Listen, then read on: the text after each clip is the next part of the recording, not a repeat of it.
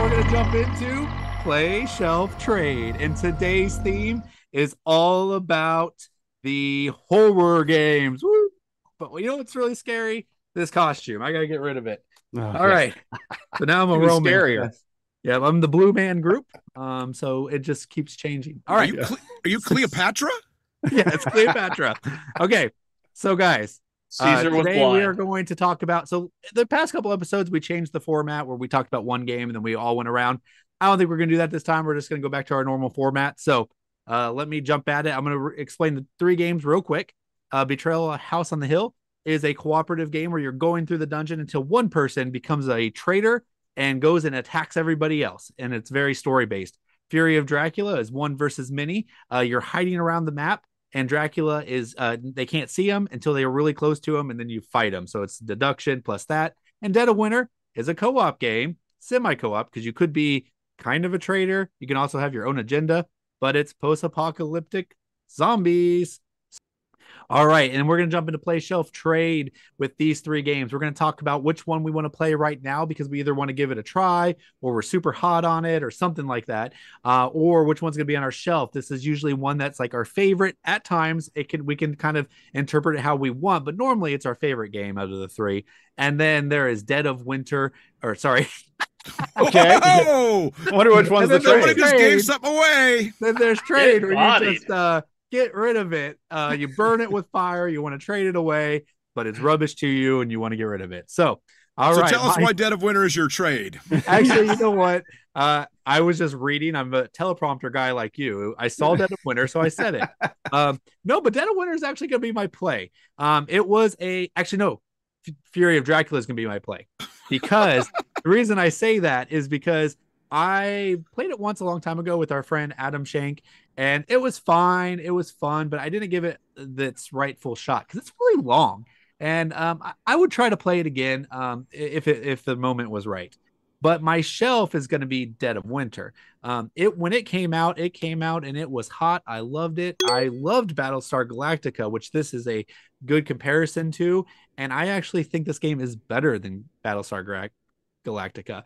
Now, Randy might call me out on this because he's also like, play Dead of Winter, and I'm like, please, anything else. This could be a game that I'm afraid to play as well because I don't know what about it. It's there. I like it, but I'm afraid to play it. But that means my trade is going to be Betrayal on the House on the Hill. It is just a random hot mess. Every time you play it, the person who shouldn't be the traitor ends up being the traitor. It ruins the whole experience. Half the game you're waiting around going, oh my gosh, like, can you figure out how to play this game already? I haven't had good experiences with it. I want it out of here. And there you go. So, John, can you do a little better explaining your play shelf trade than me? I don't know. I don't know if I could do worse. I don't know. That would be a tough. That would be a tough bar to It's this crawl under. hair. It's getting in my But eyes. there you go. Distracting me. And with that hair, he's worried if he could see her. Oh, Caesar. I don't know. I was trying to get a combination in there. It didn't work. Anyway, let's see if we can do better. But my play on this list is actually, I agree with you. It's going to be Dead of Winter. And it was when the list came out, I'm like, oh, we're throwing Dead of Winter in there. That's going to be an instant trade. And then I was like, well, I should probably just look into it, watch a review, do all this. Maybe I have some preconceived ideas that aren't true. And I watched the playthroughs and I'm like, this sounds pretty cool. I mean, there could be a traitor, there could not be a traitor. You don't know. And everybody's kind of a traitor because you have your hidden agendas that you're trying to accomplish. And you're not going to help the team and get rid of some of your stuff that you need for your hidden agenda. So that's going to throw some shade on you. That might even be a traitor, but people think there are. So they're, trying to ostracize you or what have you. So I think I got to play that. That's going to probably be my play. Fury of Dracula, while it seems like a really good game, I've already had it and traded it once because I couldn't get it played. So I guess it's going to have to be my trade, which I didn't really want it to be my trade. I wanted Betrayal at House of the Hill to be my trade, but I have only played it once. So I think I will throw it on the shelf and see if somebody wants. It's usually an easy game to get played. There's people out there that'll be okay. I'll give it a try. It sounds. And you don't really have to know much about how to play a game to play it.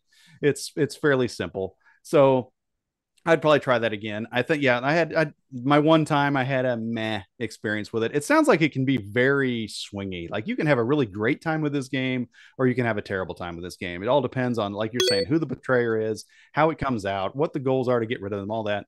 So it can be really easy for them. It can be really hard for you, for them, what have you.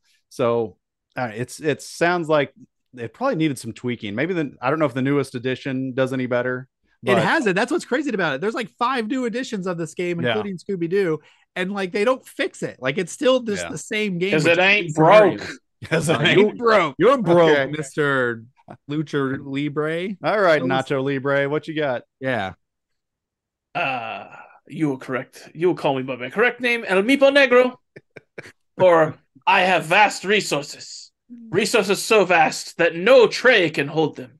Something's vast. Anyway, for my play shelf trade, so I'm going to go straight to my shelf because it is Betrayal at House of the Hill. I feel I have to jump right in here and defend this game because I don't understand these people. You like challengers, but you don't want to play a game that's just like actually a fun game that you do have agency in and you can have a good time with. But regardless, Betrayal at House of the Hill, it's not like a strategy game. It's kind of like this weird kind of like themey party kind of game. Like you're supposed to sit around, have a good time, talk to each other. It's exciting and fun because every single time it's different. You don't know how the room tiles are going to come out. There's a lot of mystery with it. There's the 50 different, even with the base game from the original first edition, which I own on brand. 50 different scenarios. You're never going to have the same one twice unless you play it just tons. And the thing about the Betrayer, I don't even understand what Daniel was talking about. It could be anybody. And so that's exciting and interesting. You don't know who it's going to be. And so, anyways, it's an all-time great. I love that game. And then I'm going to go with my play is going to be Dead of Winter because it's for all the same reasons that John was talking about. It's a cooperative game, but not a cooperative game. You have the kind of hidden role. There may be a betrayer, there may not be a betrayer. So it seems like a very interesting play. I want to give it a try. And then Fury of Dracula, I feel like a beat record here, but again, going back to Big Dan T, it's all about the money, boys. That game has been worth like tons and tons of money at different points in its existence. John, I did not know you owned this game. Like, I don't understand all the time. You're like, oh, I traded this away. What the heck? Why didn't you talk to me? And I played the game with you. I don't understand. This happens over and over. Stop trading the games before you talk to me, and we'll play them. But even then, about Fury of Dracula, everyone talks so huge about it, but the stuff I've seen about it, like, it seems interesting, but like not over the moon like people make it. So again, I'm going to trade it because it's theoretically worth a lot, and I'm not excited as the other ones. But I think we're going to have to change this segment to play, shelf, and unload for a lot of cash. Because apparently that's the criteria Chris has adopted. It's all about the money, boys. Oh, but Chris, I think what Daniel was talking about with the trader, it just always seems to be the person that, like, this is their first game of it, or they don't play many games anyway, and now they have all this responsibility of being the trader, and they have all these questions, and it's like they can't ask anyone. I'll give you that. Being that person. I'll give you that. That can be a problem when you're playing with people who just aren't. If you play with people who don't play games, then yes, that can be a problem. Or even a new person that's just not played before that is a gamer. Mm-hmm. Sure. But what you can do in those situations, and what I do is I just say, like, listen, is there anyone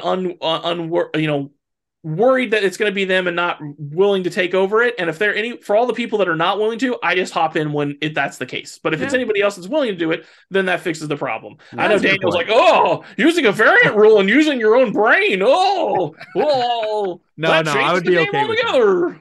I would be okay with that. All right, Andy, well, what do you got? Tell us your play shelf trade. So I'm in a real conundrum here, guys. I'll be honest. As I look at all three of these, I go, really? I don't have any desire. I don't know. This is a really tough one. For one thing, I don't want to put any of them on my shelf. I'm going to be honest with you. One of them is on my shelf right now. That was a gift, and so I kind of feel bad if they're watching. Thank you for the gift. But I've only played it twice, and it wasn't my cup of tea very much, and that was Betrayal.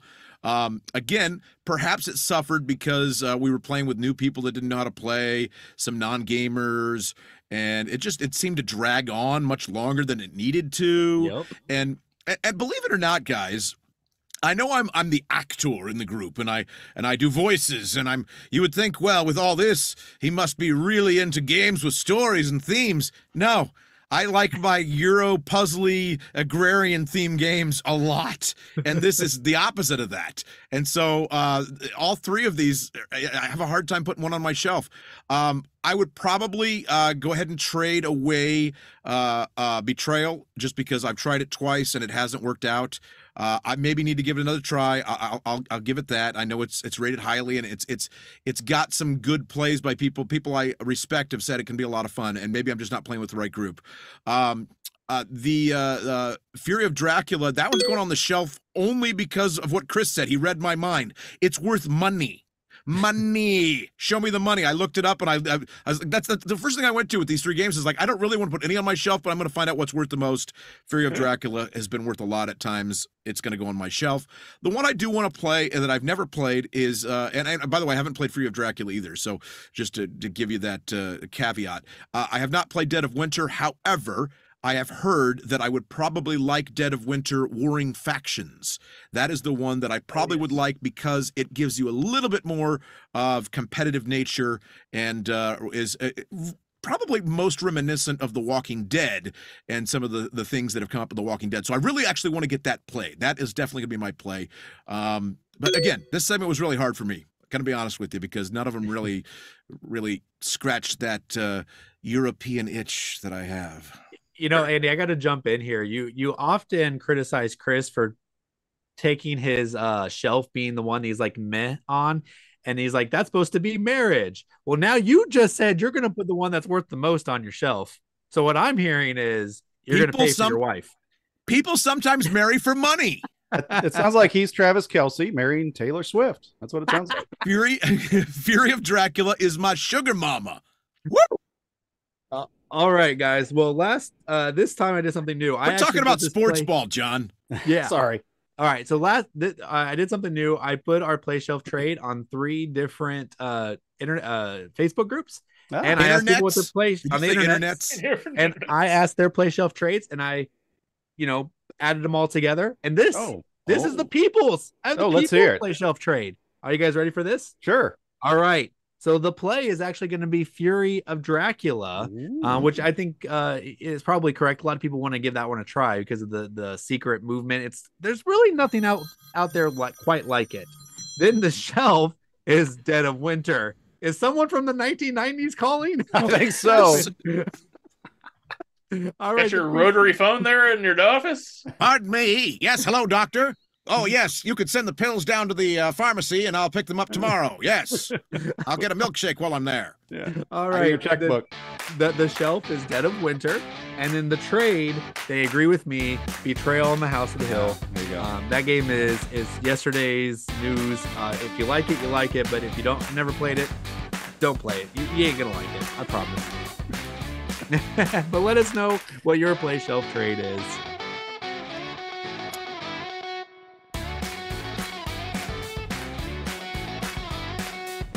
Thank you for watching this clip from Around the Board. If you'd like to watch the full episode, please click on the link down below. Around the Board is essentially a game show featuring 4 board game enthusiasts that discuss board game topics and news in a competitive format. Whoever wins gets to talk about whatever he wants at the end of the show. So please join us, won't you, Around the Board.